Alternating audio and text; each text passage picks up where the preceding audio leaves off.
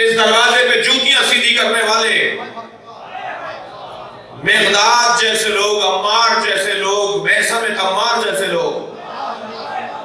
میثم تمار اس زمانے میں مشہور تھے کہ انہیں لکھنا پڑھنا نہیں آتا۔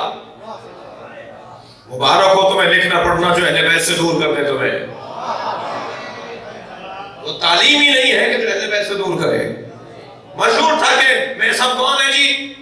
کھجور بیچنے والا۔ تمار تھے اور تمر سے ان کا تعلق تھا، کھجوروں سے۔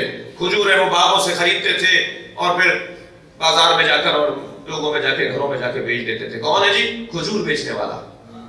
برابر میں نہیں بٹھاتے تھے عمار میثم کو، میثم تمار کو برابر میں نہیں بٹھاتے تھے لوگ، لیکن میثم تمار کے بارے میں اللہ اکبر، میثم تمار کے بارے میں نظریہ یہ ہے کہ 3 ایسی شخصیات تھیں جو رازدار علی تھے۔ عمار یاسر، سلمان فارسی، میثم تمار، عاشق علی۔ لہذا ایک دن سینے سے لگایا میرے مولا نے، اور بہت دیر تک سینے سے لگائے رکھا، یہاں تک کہ میثم نے کہا مولا بہت ہو گیا، میرا سینہ معرفت سے پر ہو چکا۔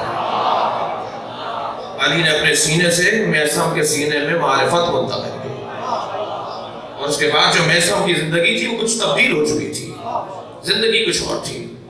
جب میثم کو تازیانے مارے جا رہے تھے، ہونٹ کٹ گیا تھا، ان کا گال کٹ گیا تھا، پھٹ گیا تھا، انہیں اتنی تکلیفیں پہنچائی گئیں، عبید اللہ بن زیاد نے پہنچائی۔ تو میثم کو جب لایا گیا، دانت بھی ٹوٹ گیا تھا، تو میثم مسکرا رہے تھے، کہنے لگے کہ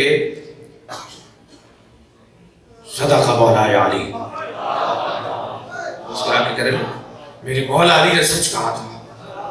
کہا میثم کیا کہا تھا؟ عبید اللہ کہتا کیا کہا تھا میثم نے، تمہارے علی نے؟ کہا میرے مولا نے کہا تھا کہ میثم تمہیں دربار میں ایسے لایا جائے گا، جو چوٹیں مجھے بتائی تھی علی نے وہی لگی ہیں مجھے،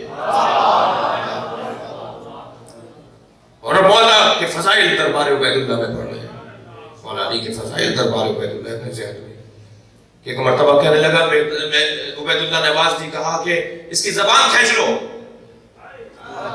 تو پھر ایک مرتبہ گویا رقص کرنے لگے دربار میں۔ میثم کی کیفیت کو ایسی جیسے رقص کر رہے ہو خوشی سے۔ کہنے لگے تمہیں کیا ہو گیا؟ کہا میرے مولا نے یہ بھی بتایا تھا تمہاری زبان کھینچ لے۔ کہنے لگا اچھا تمہارے علی نے ہی کہا تھا تو اب زبان نہیں کھینچیں گے اس کی، اسے زندان میں ڈال دو۔ اور زندان میں ڈال دیا گیا، کئی مہینوں تک زندان میں رہے، یہاں تک کہ وہ عبید اللہ بھول گیا۔ کہا اس زندان میں کیا کر رہے ہیں؟ کہا زندان میں سارے وہ جتنے بھی قیدی ہیں پریشان تھے، انہیں علی کے فضائل سناتے ہیں تاکہ ان کی تھکن دور ہو، ان کی تکلیفیں دور ہو جائیں۔ سلوات پڑھیں ذرا محمد والے۔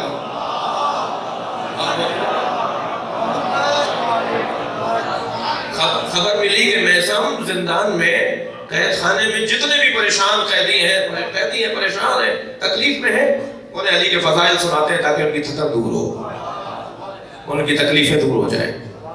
تو حکم دیا کہ لے کے آؤ اسے اور اس کی زبان کھینچ لو، اور پھر اس کے بعد جو ہے وہ اسے لٹکا دو اس فلاں چوک کے اوپر، درخت جو ایک لگا ہوا ہے۔ جب میثم کی زبان کھینچی گئی، زبان کاٹی گئی، تو کاٹتے وقت جب کاٹ رہے تھے تو میثم نے کہا میں نے نہیں کہا تھا، میرے مولا نے کہا تھا تمہاری زبان کاٹی جائے گی، اور یہ درخت جس میں تم مجھے لٹکا رہے ہو یہ اتنا سا بچہ تھا، پودا تھا، جب علی نے بتایا تھا تمہیں اس درخت کے اوپر رسولیں دی جائے گی، تو اس وقت درخت ہی نہیں تھا، یہ میں نے اسے پانی دے دے کے تو درخت بنایا ہے۔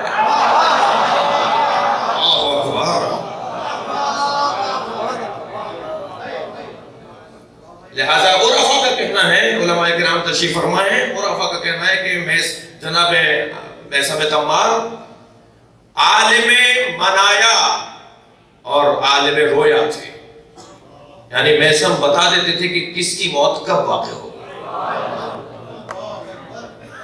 میثم نے کئی لوگوں کو بتایا کہ تمہاری موت کیسے واقع ہوگی، جس میں سے ایک حضرت مختار کو سارا حال بتایا، مختار تم کیا کہو گے، چہرہ دیکھ کر بتا دیتے تھے یہ کب تک زندہ رہے گا۔ تو یہ تو کیفیت اہل بیت کے دروازے پہ جوتیاں ٹھیک کرنے والی ہے۔